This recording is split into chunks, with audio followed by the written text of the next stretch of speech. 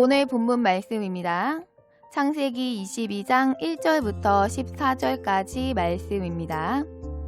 그 일 후에 하나님이 아브라함을 시험하시려고 그를 부르시되 아브라함아 하시니 그가 가로되 내가 여기 있나이다. 여호와께서 가라사대 내 아들 내 사랑하는 독자 이삭을 데리고 모리아 땅으로 가서 내가 내게 지시하는 한 산 거기서 그를 번제로 드리라. 아브라함이 아침에 일찍이 일어나 나귀의 안장을 지우고 두 사환과 그 아들 이삭을 데리고 번제에 쓸 나무를 쪼개어 가지고 떠나 하나님의 자기에게 지시하시는 곳으로 가더니 제3일에 아브라함이 눈을 들어 그곳을 멀리 바라본지라. 이에 아브라함이 사환에게 이르되 너희는 나귀와 함께 여기서 기다리라. 내가 아이와 함께 저기 가서 경배하고 너희에게로 돌아오리라 하고 아브라함이 이에 번제 나무를 취하여 그 아들 이삭에게 지우고 자기는 불과 칼을 손에 들고 두 사람이 동행하더니 이삭이 그 아비 아브라함에게 말하여 가로되 내 아버지여 하니 그가 가로되 내 아들아 내가 여기 있노라. 이삭이 가로되 불과 나무는 있거니와 번제할 어린 양은 어디 있나이까? 아브라함이 가로되 아들아 번제할 어린 양은 하나님이 자기를 위하여 친히 준비하시리라 하고 두 사람이 함께 나아가서 하나님이 그에게 지시하신 곳에 이른지라. 이에 아브라함이 그곳에 단을 쌓고 나무를 버려놓고 그 아들 이삭을 결박하여 단 나무 위에 놓고 손을 내밀어 칼을 잡고 그 아들을 잡으려 하더니 여호와의 사자가 하늘에서부터 그를 불러 가라사대 아브라함아 아브라함아 하시는지라.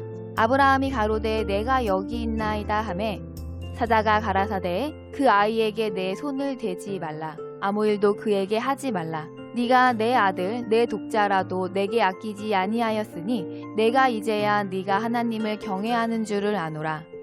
아브라함이 눈을 들어 살펴본즉 한 수양이 뒤에 있는데 뿔이 수풀에 걸렸는지라. 아브라함이 가서 그 수양을 가져다가 아들을 대신하여 번제로 드렸더라. 아브라함이 그 땅 이름을 여호와 이레라 하였으므로 오늘까지 사람들이 이르기를 여호와의 산에서 준비되리라 하더라. 아멘. 사람들이 많이 하는 야외 운동 중에 하나가 바로 등산입니다. 가파른 산길을 오르다 보면 다리도 아프고 또 가쁜 숨을 몰아쉬게 됩니다. 그러한 고통을 참아내며 정상에 올랐을 때에야 우리는 비로소 환호할 수 있게 됩니다. 정상에 올라가서 사방이 확 트인 풍광을 볼 수 있는 기쁨을 누릴 수 있는 곳은 정해져 있습니다. 만일 산중 덕이나 심지어는 아직 산에 올라가지도 않은 채로 마치 정상에 도착한 것처럼 환호성을 지르는 사람이 있다면 그 사람을 이상하게 생각할 것입니다. 우리가 하나님의 인도하심을 받아 하나님의 산에 오르는 건 역시 이와 전혀 다르지 않습니다. 우리가 하나님 앞에서 마음껏 환호하며 기쁨을 누릴 수 있는 곳은 하나님의 산의 정상에 올라간 이유가 되어져야 하는 것입니다. 그렇다면 우리는 우리의 마음을 하나님의 자녀로서 교회에서 말씀을 배워야 하며 배운 지식에 근거하여 자신을 다스리고 지키기를 언제까지 지속해야 되는 것입니까? 오늘 본문은 하나님께서 아브라함을 40년 동안 어떻게 시험하시며 인도하시어 믿음의 조상으로 세우셨는가를 말씀하신 부분입니다. 이것을 우리로 알게 하시는 것은 우리가 아브라함의 믿음의 여정을 자세히 보고 배워 우리들도 아브라함과 같은 복을 받게 하시려는 사랑입니다. 본문에서 하나님은 100세에 얻은 귀한 아들 이삭을 모리아산 정상에 올라 하나님께 바치는 아브라함을 보시고는 이제야 네가 하나님을 경외하는 줄을 알겠다고 말씀하셨습니다. 이제야 알겠다고 말씀하신 것은 하나님께서 아브라함을 여기까지 인도하시고 끌고 오셨는데 이제야 아브라함이 도착했다는 것입니다. 그렇다면 아브라함의 출발이 어디입니까? 아브라함은 75세에 갈대아 우르 땅에서 하나님의 음성을 들었습니다. 하나님께서는 아브라함에게 본토 친척 아비집을 떠나서 하나님이 지시할 땅으로 떠나라고 말씀하셨습니다. 아브라함이 살던 갈대아 우르 땅은 우상 숭배의 도시였습니다. 아브라함의 아비 데라도 우상을 만들어 팔아 생계를 꾸려가던 사람이었습니다. 하나님의 말씀을 들은 아브라함은 온전히 순종하지 못했습니다. 본토를 떠나 어딘지 모를 하나님이 인도하실 곳으로 길을 떠나기는 했으나 아비도 함께였고 친척도 함께했습니다. 하나님의 명령 중에 한 가지를 겨우 순종했을 뿐이었습니다. 그러나 하나님께서는 아브라함의 이러한 순종도 부족하다고 말씀하시지 않으셨습니다. 우리는 쉽게 착각하는 것이 한 번에 온전하게 순종해야 한다는 것입니다. 어떤 일이든지 한 번에 멋지게 성공해서 혹은 완벽하게 달라지고 완벽하게 바뀌어서 크게 칭찬받을 때 순종하겠다고 생각하는 것입니다. 그리고 만일 조금이라도 실패하거나 하나님의 말씀을 따름에 있어서 조금이라도 부족할 것 같으면 아예 시도조차도 하지 않으려고 하는 것입니다. 모든 것이 완벽하게 준비되어져 어떠한 걸림돌도 있지 않다고 판단되지 않으면 아직 때가 아닌 것이고 아직 믿음이 없는 것이며 나는 그런 그릇이 아니라고 미루고 거절하는 것을 너무나도 당연하게 여기며 더 나아가 지혜라고 하는 것입니다.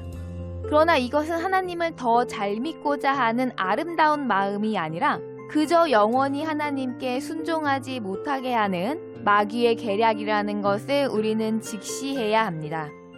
무슨 일이든지 한 걸음 출발하여 한 걸음씩 걸어가는 것입니다.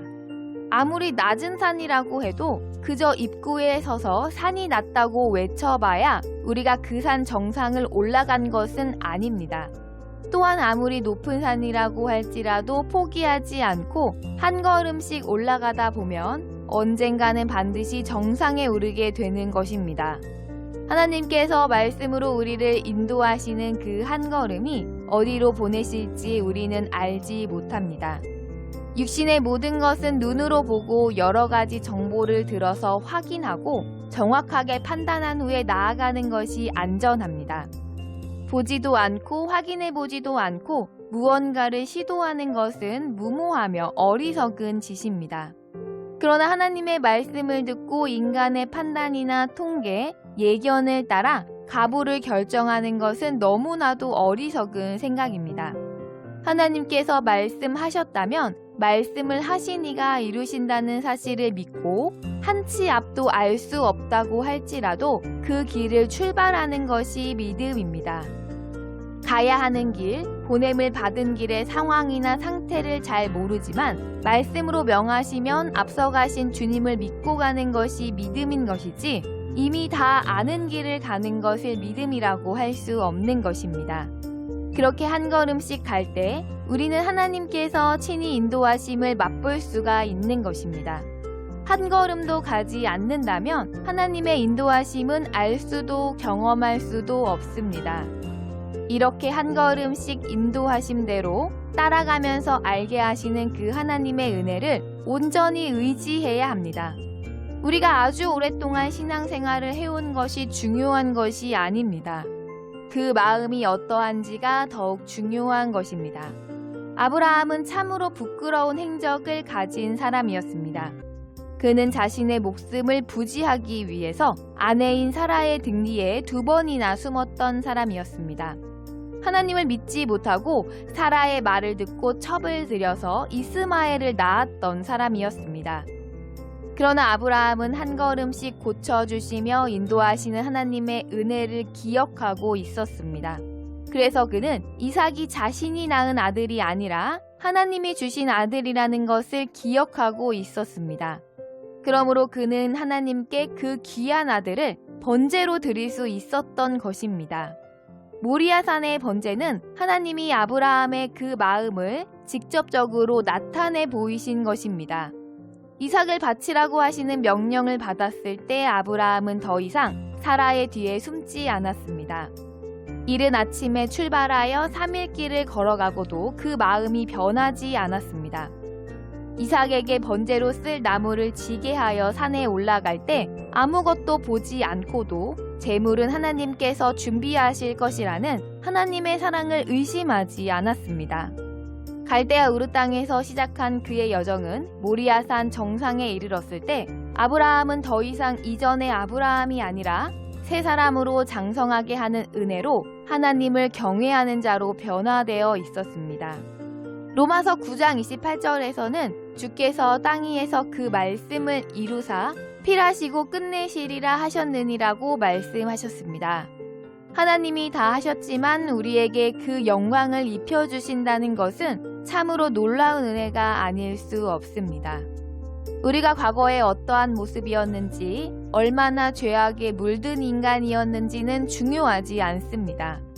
오늘 말씀을 듣고 다시 일어나 알 수 없는 길이더라도 순종의 걸음을 한 걸음 내디딜 때 하나님께서는 다시 우리를 인도해 가실 것입니다.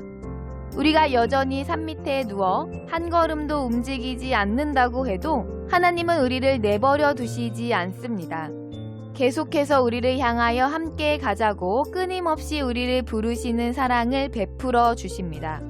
우리는 하나님의 사랑을 의심하지 말아야 합니다. 하나님의 산에 오를 때는 산이 높으면 높을수록 힘이 들며 정상이 가까울수록 더 힘이 드는 것이 당연합니다. 그러나 그 산이 하나님의 말씀에 인도함을 받아 오르는 산이라면 정상에는 하나님의 칭찬과 큰 상이 기다리고 있을 것입니다. 하나님이 정해주신 모리아 산을 오를 수 있는 방법은 예수님의 마음으로, 하나님의 아들의 마음으로 한 걸음 한 걸음씩 자기를 온전히 부인하여 회개하고 결단하고 순종하는 모양이 아니라면 절대로 오를 수가 없습니다. 히브리서 10장에서는 우리에게 인내가 필요한 것은 하나님의 뜻을 행하고 난 후에야 약속을 받기 때문이라고 말씀하고 있습니다. 하나님의 뜻을 행하지도 않으면서 무언가를 먼저 요구하는 마음이라면 우리는 모리아산에는 한 걸음도 올라갈 수가 없을 것입니다. 우리는 언제 하나님의 말씀을 듣고 믿음의 여정을 떠나왔습니까?